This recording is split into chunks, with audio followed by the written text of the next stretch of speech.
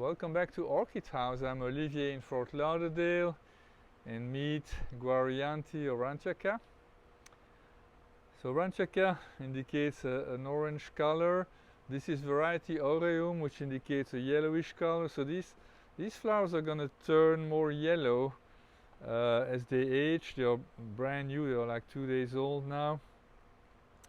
A Guarianthe is basically a Cattleya. So there's been, if you know orchids, you know that there's been so many names changed over the years, and like in the early days before the 21st century, names were chosen based on observation, physical observation, usually the structure of the flower, the lip, and sometimes people decided they had made a mistake and they changed that, but nowadays it's mostly DNA analysis, and so based on that, basically what the Guarianthe is, it's a Central American Cattleya.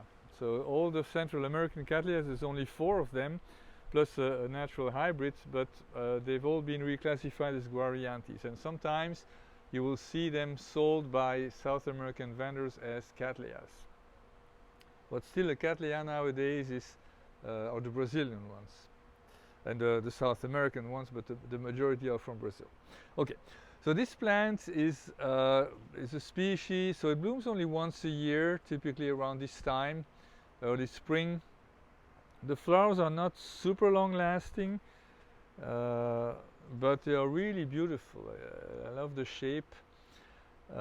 This is so it blooms from a dry sheet, by the way. So you know, some Cattleyas, the flower pops up at the top and just like this. Many actually have sheaths.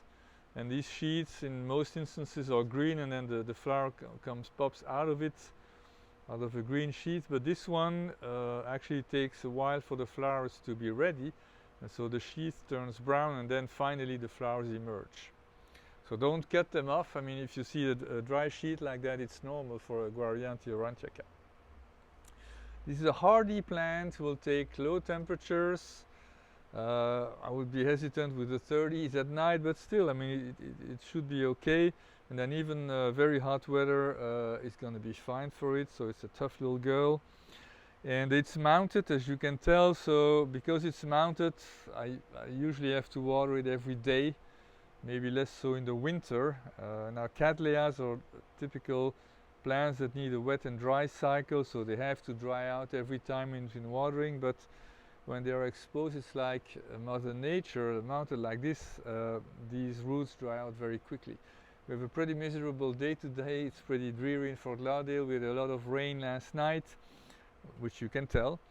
And but yeah, so that's it. And this is in the background of a lot of yellow hybrids in the Cattleya line. So it's a very popular species to hybridize.